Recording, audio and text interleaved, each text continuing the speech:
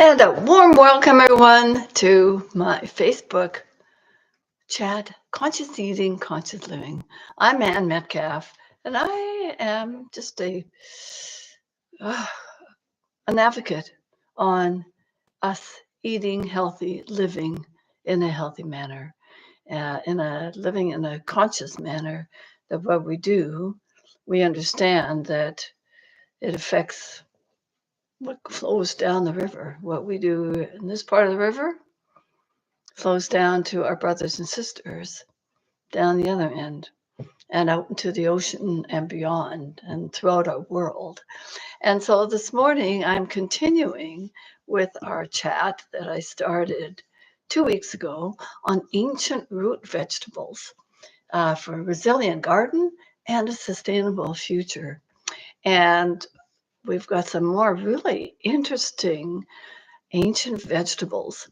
And these are veggies that are the nutrient dense, they're resilient, and they're key to food security. Long cultivated for survival, they remain valuable for health and sustainability even today. New archaeological research that came from Peru studying, 9,000 years ago, civilizations in the high in the Andes suggests that early humans relied more on plant-based diets than previously thought, with root vegetables playing a major role. This challenges past assumptions and highlights their continued relevance for sustainable gardening. Whether growing them at home or sourcing them locally, these forgotten crops offer both historical wisdom and modern benefits. And why should we grow them? Well, they're hardy and resilient. They thrive in poor soil, resist pests, and withstand extreme weather. Long storage life, they can be stored for months, some of them, and reducing food waste. Nutrient dense and gut friendly, packed with fiber, vitamins, minerals, and prebiotics.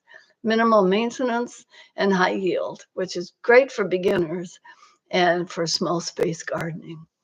Food security and sustainability, growing diverse crops protects us against shortages. With the weather changing, more droughts or more rain, different growing time frames, that's important to know. And I invite you to play with some of them. I'm still looking for some of the seeds. I found a few, and so let's just explore the history, the health benefit, and delicious ways to enjoy these ancient crops. So the first one on our list is Kentucky Wonderpole bean.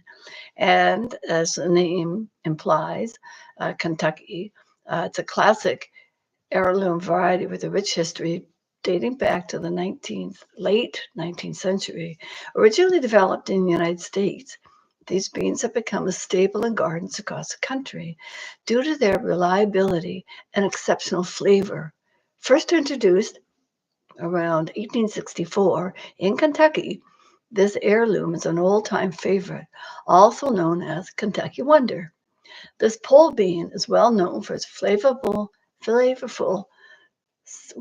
7-inch long, round, stringless pods. Productive vines are high yielding of tender bean that can be used fresh, shelled, and dried. Easy to grow and manage. You supply a trellis, opportunity, and away it goes. So it was a staple for the early American settlers due to its high yield and rich flavor. And it's rich in fiber, protein, and antioxidants. These beans support digestion, heart health, and blood sugar balancing. Awesome. Fast growing, productive, ideal for vertical gardening, needs a trellis, and it's 60 to 68 days to maturity. Try this sauteed with garlic and olive oil for a simple nutrient-packed side dish. Now, number 2, ground cherries. This fruit is part of the same family as tomatoes. The Solanaceae ground cherries belong to the species Physalis prunosa. You may be more familiar with other common names for the ground cherry, such as husk cherry, husk tomato, strawberry, Cape gooseberries, Chinese lantern, golden berries, husk cherries, Peruvian ground cherries, and poha berries. It's versatile fruit that grows in tropical, subtropical, and temperate regions around the world. And as ground cherries ripen, they fall to the ground, hence the name. And they were grown by indigenous people of the Americas. These golden husk fruit were prized for their sweet, tart flavor. High in vitamin C and antioxidants, they support immune function and healthy skin, and a good source of beta carotene, an antioxidant that our bodies can transform into vitamin A. The growing information it thrives in warm weather and well-drained soil, self-seeding and easy to grow, harvest in 60 to 90 days after planting, and whether you start it indoors or directly in the ground. And enjoy fresh or make ground cherry jam. Yum. Next one is field peas. An ancient field pea, also known as cow pea or southern peas, are a type of legume, specifically a pulse type legume, that have been cultivated for at least 7,000 years and are grown for both human consumption and livestock feed. They were known as whippoorwill, dimpled brown crowder, turkey craw, wash day, red ripper, and old timer, and dun gray brown pea, Cooper Saginer pea, I can't even guess that one, or Austrian winter pea. History. Cultivated for thousands of years, field peas were essential to early agricultural societies, including in Africa and the southern United States. Health benefit? Packed with protein and fiber, excellent for gut health and energy levels. Growing information, drought resistant, and nitrogen fixing, which is really important to get the nitrogen that they and the other plants need in the soil, making them great for soil health 90 to 105 days, depending on the variety, the seeding date, and the seasonal moisture. Cooking with onions and herbs for a healthy dish. And field corn, number 4, cow or dent corn, has a high starch and low sugar content, which means it's not sweet and juicy like the corn you buy to eat from your grocery store or the farmer's market. Most cow corn in the U.S. grows as animal feed, although some varieties of dent corn end up as grain in products like chips, cornmeal, and masa.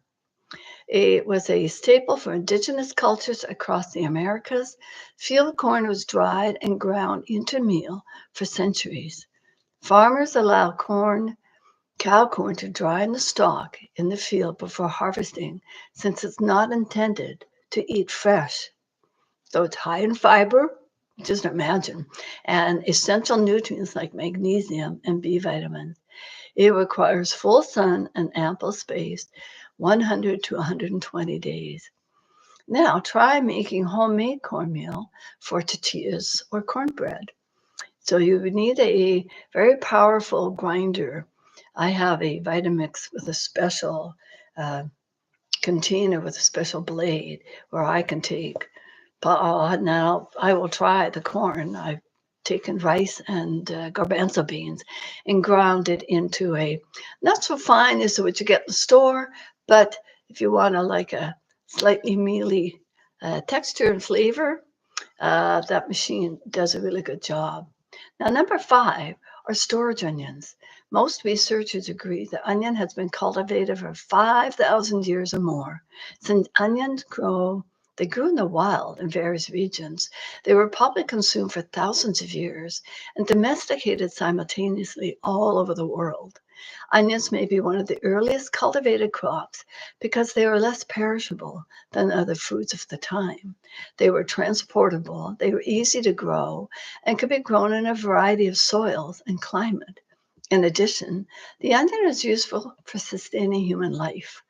Onions prevented thirst and could be dried and preserved for later consumption when food might be scarce. So, how about trying some dried onion? If you've got a food dryer, you just slice it up thin, spread it on a sheet with some parchment paper, and dry it. And then when you need some for recipe, just pop it in. If the recipe's got sauce, tomato sauce, then it will rehydrate naturally.